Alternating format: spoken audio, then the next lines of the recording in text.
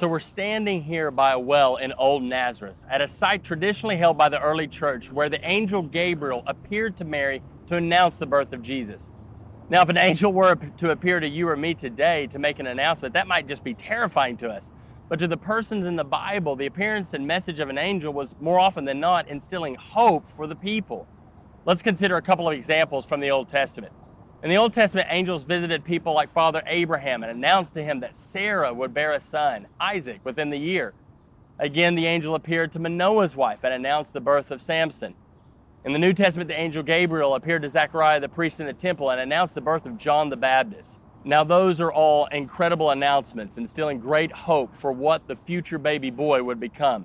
And after all, when you think about who those boys were, Isaac, Samson, and John the Baptist, these are some leading persons in the biblical narrative. These are front and center stage characters. I mean, God brought forth some incredibly gifted men from those barren women. But with Mary, he's got to pull off a double miracle and an extra wonder because Mary is not married. It's not that she's barren and trying. She's not even trying because she's not wedded to Joseph. So just imagine the awe that she must have felt upon hearing that the Holy Spirit would come upon her and make this conception possible. And then imagine how her awe turns to hope as the angel announces that this child would inherit the throne of his forefather, King David. And if that wasn't enough, his dominion, his kingdom, his rule, his reign, it had no expiration date. It would be an everlasting kingdom. Imagine the Old Testament narratives that begin swirling probably in the back of Mary's mind. The stories and the promises and the prophecies of the arrival of this awaited king.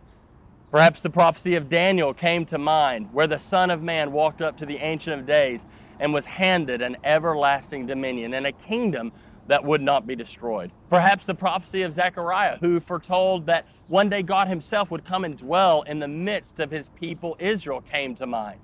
And Zechariah even sounds a lot like Isaiah's own prophecy that a virgin would conceive and give birth to a son. Or even the promise foretold all the way back in the garden that the seed of the woman would crush the head of the serpent.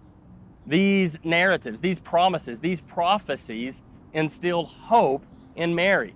And from the depths of that hope springs forth this joyous song, what we call the Magnificat, a song of Mary praising God that he has had mercy upon generation after generation, that he has exalted the humble-hearted, that he has filled the hungry, that he has given help to Israel, just as he promised Abraham and his descendants that followed. So on this first Advent Sunday, may we ponder afresh the announcement that Gabriel gave to Mary, and perhaps really at this very location. And may our hearts be filled with the hope of this Advent season.